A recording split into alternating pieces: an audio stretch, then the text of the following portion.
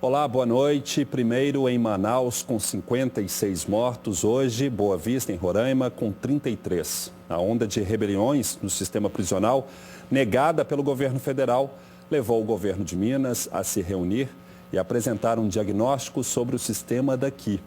Nas palavras do secretário de Administração Prisional, apesar da superlotação, que é um problema crônico, como aquelas doenças que atingem milhares de brasileiros, está tudo sob controle.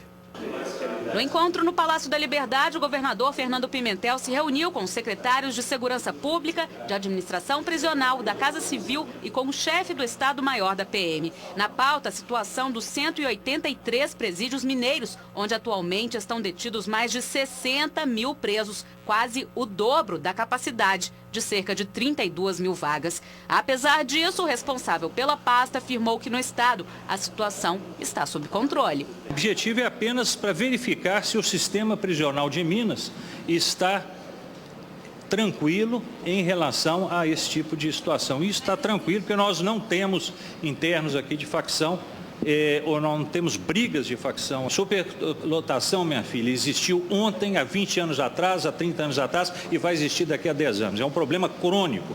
O que tem que existir, que eu estou fazendo, é insetando sistemas para minorar a superlotação. A superlotação é um problema crônico. É uma diabetes, é uma hipertensão do sistema que, infelizmente, não tem uma cura imediata. Amanhã, futuramente, pode ter uma cura. Hoje tem remédio, tem tratamento. A reunião aconteceu no dia de mais uma chacina no norte do país, que deixou 33 presos mortos em Roraima. Na semana passada, 56 detentos em Manaus foram assassinados por disputas entre facções rivais. Em Minas, no último ano, foram registrados pelo menos 12 rebeliões e fugas, que resultaram em 6 presos mortos. Nós não temos nenhuma facção da chamada Família do Norte. Facções do PCC e do Comando Vermelho existem em todo o sistema carcerário nacional.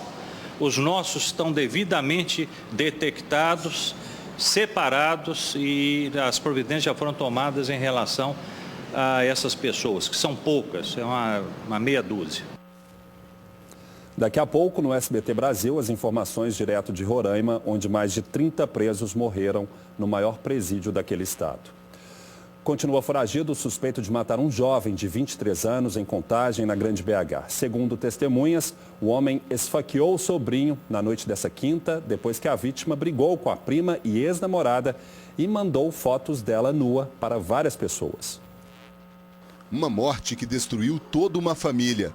Jonathan Cortez, de 23 anos, e uma jovem de 18 eram primos de primeiro grau e namoravam havia 4 anos. O rapaz, que vivia neste cômodo, ao lado da casa de uma tia, não aceitou o fim do relacionamento. Ligava para o serviço dela o tempo todo para falar com ela, incomodando o serviço dela. Ligava para ela, mandava mensagem no WhatsApp, ela trocava de telefone. De acordo com os familiares, na última semana, Jonathan teria usado uma rede social para espalhar fotos da ex-namorada nua. Ele também fazia ameaças à jovem.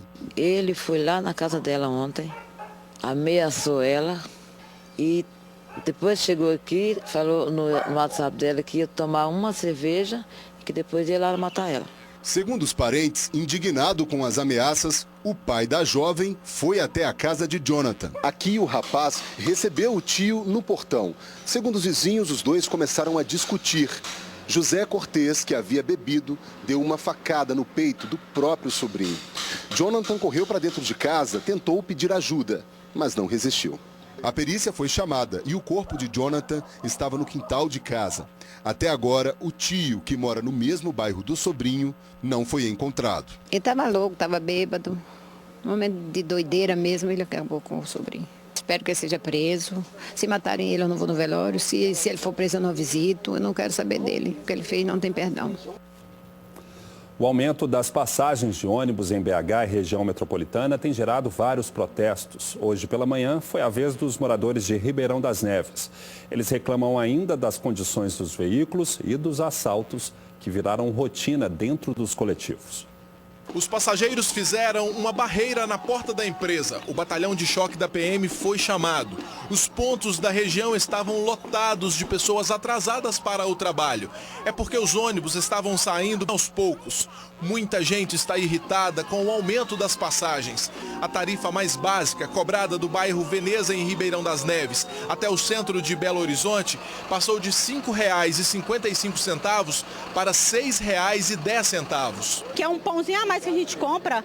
Aí, enquanto está enriquecendo a Transimão, aí a gente às vezes está passando necessidade, que a gente custa poder tirar 55 centavos, poder inteirar para pagar uma passagem. Tem trabalhador que paga passagem ainda mais cara. Aumentou 70 centavos, de 7,10 para 7,80. O protesto não é só porque a passagem aumentou, não. Eles dizem que esse acréscimo não é justo, já que não tem benefícios. As condições, as qualidades dos ônibus são péssimas. Assalto todo dia. Eu pego ônibus todo dia, 4h30 da manhã. O ônibus vem lotado. É um absurdo. Além das más condições dos veículos, os passageiros reclamam da insegurança durante as viagens. Eles dizem, inclusive, que o número de assaltos até aumentou depois que os motoristas começaram a cobrar as passagens. Eles demoram, né? Porque às vezes o fluxo de pessoas para entrar é muito. Até que eles cobram uma passagem e um ou outro passa cartão, aí já deu prazo dos caras entrar na porta do meio e eles pulam a roleta. Costuma 2 pular a roleta, 2 entrar na porta do meio e 2 na porta de trás. Aí ali já vai fazendo a limpa. Na mesma semana em que a Polícia Federal indiciou 18 pessoas por fraudes nas obras do antigo BRT, o MOVE, em Belo Horizonte, veja só o que apareceu em um dos corredores mais movimentados da cidade. Um perigo para os motoristas que passam pelo local. Quem é que tem deixado as viagens mais devagar e ainda tem causado aquele transtorno? É este buracão aí no corredor do MOVE, quase debaixo do viaduto Moçambique, na Avenida Antônio Carlos. Segundo os próprios motoristas, a pista começou a se danificar ainda nesta semana. E só tem piorado, viu? Tem que passar com cuidado, porque senão... Com certeza, até para não danificar o carro, né? Ou machucar algum passageiro. Uma obra tão nova. Pois é, muito pouco tempo para muito gasto. O local foi sinalizado com cones e cavaletes para evitar acidentes. O corredor do MOVE foi concluído em março de 2010. Segundo a Sudecap, as causas do afundamento do concreto são desconhecidas. Ainda de acordo com o órgão, por causa do tempo, a obra não está mais na garantia e será preciso contratar uma outra empresa para fazer o reparo. A Sudecap também garantiu urgência na conclusão do reparo. Mesmo assim, a população fica indignada com um detalhe: obra nova e já com problemas. A gente assusta, porém é o normal nesses políticos de hoje. A política de hoje oferece isso à população, nada mais. Dinheiro e no ralo, né? A Defesa Civil de BH alerta para pancadas de chuva na cidade até às 11 horas desta noite, com volume de água entre 20 e 40 milímetros. Mais cedo, uma chuva de granizo atingiu algumas regiões. Uma das mais atingidas foi a oeste. Motoristas foram surpreendidos pelas pedras de gelo. O granizo atingiu com força os para-brisas.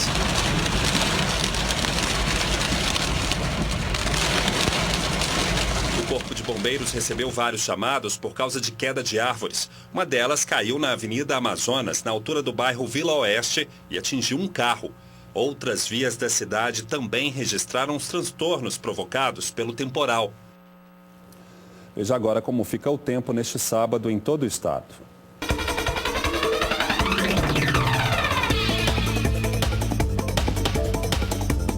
Áreas de instabilidade causam pancadas de chuva em boa parte do estado. No norte e no leste, céu parcialmente nublado. Na capital, mínima de 23 e máxima de 31 graus. Em Poté, os termômetros ficam entre 22 e 35. Vão de 23 a 34 graus em Cascalho Rico. A temperatura varia dos 17 aos 30 em Paraisópolis. E em Unai, mínima de 21 e máxima de 35 graus. Descaso com a saúde em Itapecerica, no centro-oeste do estado. Vários medicamentos que deveriam ter sido repassados para a população foram encontrados guardados em um dos prédios da prefeitura. A maioria deles já vencidos. Quase 50 bolsas de soro como esta estão com a data de validade vencida desde o ano passado. Este suplemento alimentar infantil também. No rótulo, a data de validade é de agosto de 2016. Eles deveriam ter sido entregues para pacientes de Itapecerica, mas agora serão descartados. Dezenas de caixas de medicamentos vencidos foram encontradas numa sala aqui no Centro Cultural. Entre eles, antidepressivos, anticonvulsivos e até leite usado em dieta especial. Cada caixa deste leite, por exemplo, custa em média R$20. Aqui são mais de 120 litros com a data de validade vencida desde outubro do ano passado.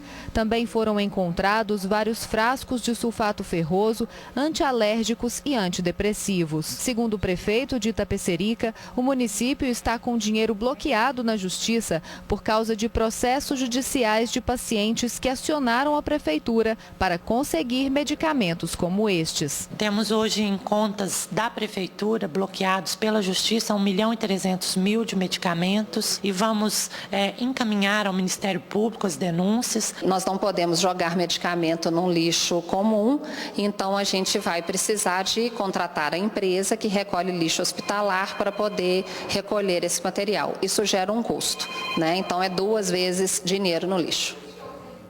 Nós não conseguimos contato com os responsáveis pela pasta de saúde da gestão anterior.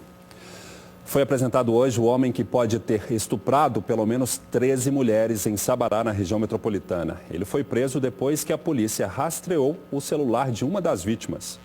Frio e sem demonstrar nenhuma emoção, o suspeito confessou os abusos. Ele revelou em detalhes como agia durante os crimes. Eu tampava a boca dela e colocava para o pescoço dela, pedia para não gritar. Eu levava ela para o mato, mandava ela tirar a roupa e colocava a camisinha e transava com elas. Luiz Francisco da Silva, de 46 anos, foi preso na casa dele, onde foi encontrada a faca usada nos crimes.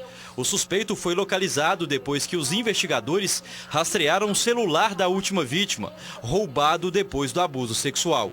De acordo com a Polícia Civil, durante a ação no início do mês, ele ainda obrigou a mulher a tomar álcool etílico que estava neste frasco.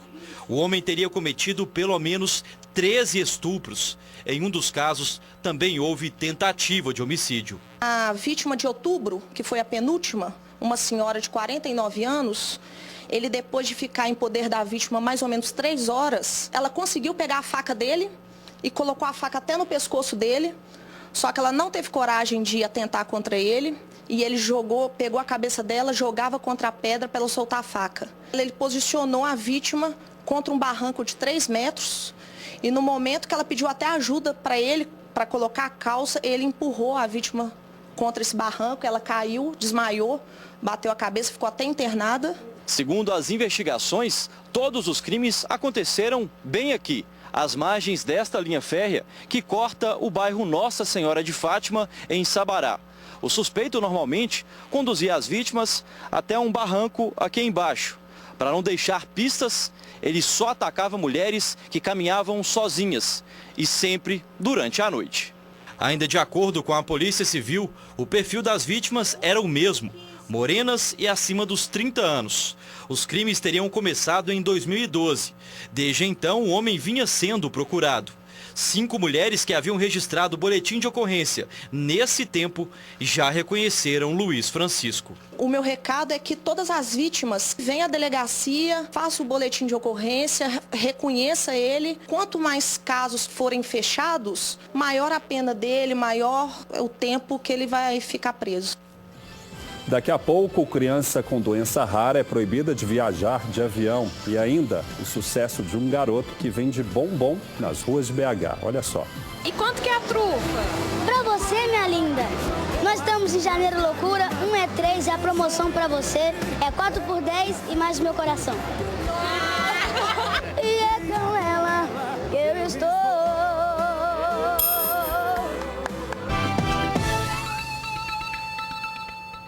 Uma criança foi impedida por uma companhia aérea de viajar por ser portadora de uma síndrome rara. Nem mesmo a autorização médica concedida aos pais do garoto fez a empresa mudar de ideia. Agora a família quer justiça.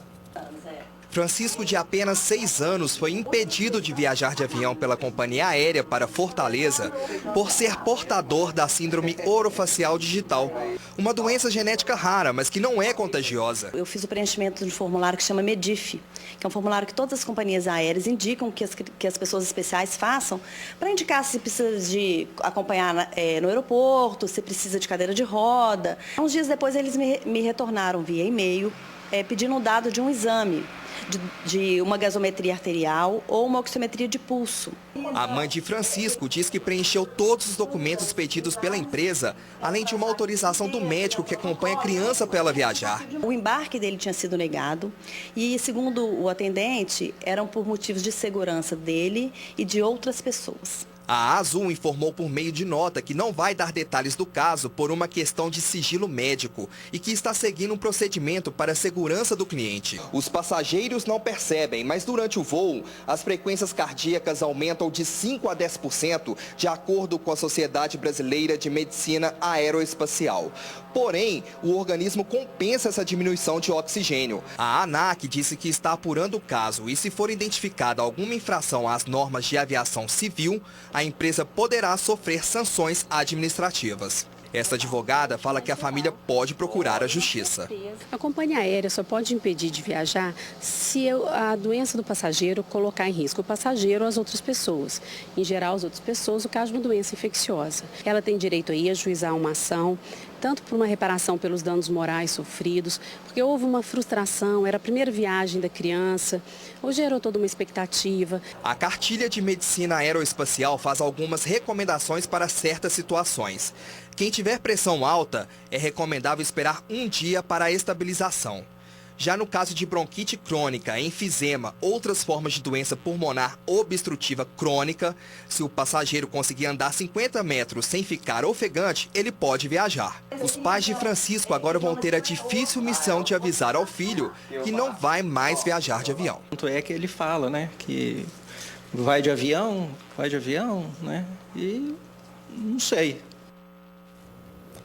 Um vendedor de bombons está fazendo o maior sucesso nas ruas de Belo Horizonte. O garoto de 11 anos é conhecido pela simpatia e por gostar de música sertaneja. Os últimos retoques nos cabelos e na roupa, junto com o aquecimento da voz. Deixa mesmo de ser importante. Vinícius Araújo tem 11 anos, está no 6º ano, canta desde pequeno e resolveu usar o que mais gosta de fazer para ajudar nas contas de casa. Quando eu percebi que as coisas em casa começou a apertar, estreitar, tipo, geladeira deserta, despensa vazia, aí veio na minha mente, o que eu podia fazer? E se eu vendesse alguma coisa, ia dar dinheiro. Aí veio essa ideia de chup-chup. De quinta-feira a domingo, essa é a rotina aqui na casa onde o Vinícius mora, com os pais e o irmãozinho Miguel, de 2 anos. Aquela ideia da venda do chup-chup, que começou há 2 anos, acabou dando certo. Então eles resolveram ampliar essas vendas. Como é que está funcionando agora, Bruno? Olha, agora nós temos andado aí pro lado do Alberto Sintra, Dona Clara, lá na... Como é que chama? Na Savassi. Foi através das trufas, foi através do canto do Vinícius que a gente está aí, está sobrevivendo, está com essa esperança de poder estar lançando o Vinícius no mundo da música e poder estar gravando o CD dele. Então agora a gente vai acompanhar então essa noite de vendas aqui do Vinícius e do pai dele, o Bruno, que sempre acompanha o menino.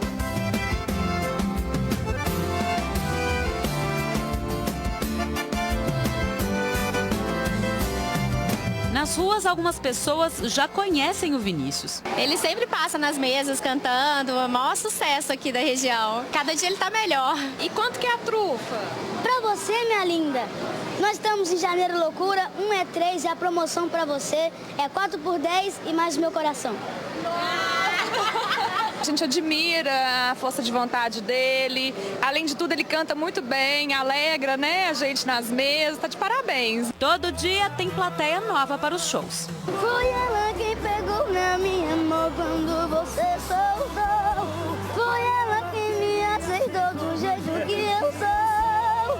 Do jeito que você deixou.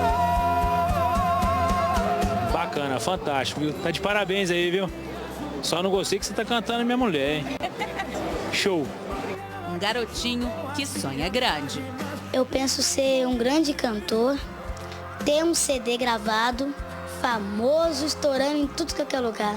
Ela me aceitou do jeito que eu sou, e é com ela que eu estou.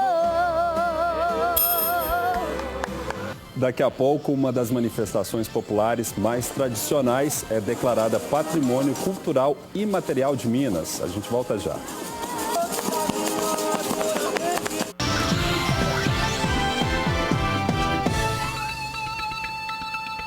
A visita dos Reis Magos ao Menino Jesus é relembrada com festa. O episódio é recordado em todo o país com a tradicional Folia de Reis. Essa, que é uma das mais importantes manifestações populares, se tornou hoje Patrimônio Cultural Imaterial de Minas Gerais. Fernanda Pena tem os detalhes. O título foi concedido durante reunião do Conselho Estadual do Patrimônio Cultural do Estado nesta tarde. Com o registro, as Folias de Minas, o que inclui as Folias de Reis, se juntam aos bens imateriais já registrados pelo Instituto do Patrimônio Histórico e Artístico de Minas, que identificou mais de 1.200 grupos de folias com 50 diferentes devoções espalhados pelo Estado. Eles existem desde os tempos de colônia. Para celebrar, diversos grupos irão sair em cortejo nesta noite, reverenciando os presépios que estão no circuito cultural da Praça da Liberdade. A festa irá terminar com uma bênção no Palácio Cristo Rei. Fernanda Pena para o Jornal da Alterosa. Vem aí o SBT Brasil, um ótimo fim de semana para você e até segunda.